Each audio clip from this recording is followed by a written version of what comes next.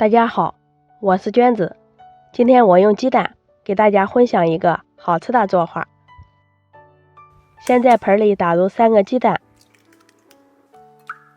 加几滴白醋去腥，先给鸡蛋液充分搅散，加入 2.5 克的酵母粉、3克白糖，促进酵母发酵，把酵母搅拌至融化，再分少量多次的加入面粉260克，边加边去搅拌，搅成大朵的面絮状以后，淋入10毫升的食用油，再下手揉成面团，加了油再去揉面，就不会粘手了。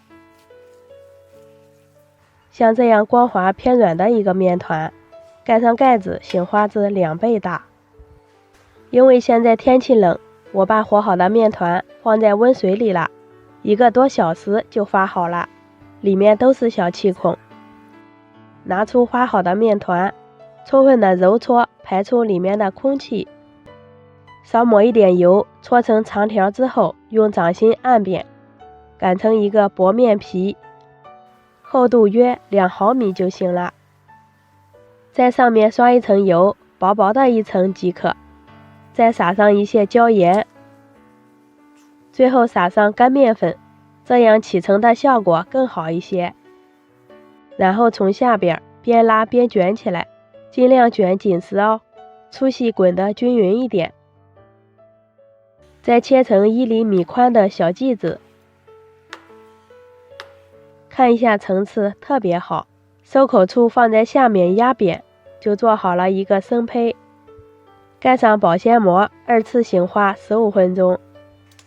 醒好的生胚用手托起来，轻飘飘的，就是发好了。直接放进预热好的电饼铛里，用中火上下盘加热，先烙上2分钟。底部金黄以后，挨个给生胚换个面，接着再烙上2分钟。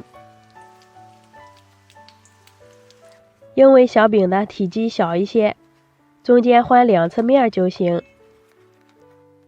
也可以用筷子按压，立马回弹就可以出锅了。这样做的小卷饼，表皮有点酥，里面松软，层次也多，加入了鸡蛋，营养也很丰富，吃起来还有椒盐味儿，可香了。喜欢的朋友可以试一下，我们下期再见。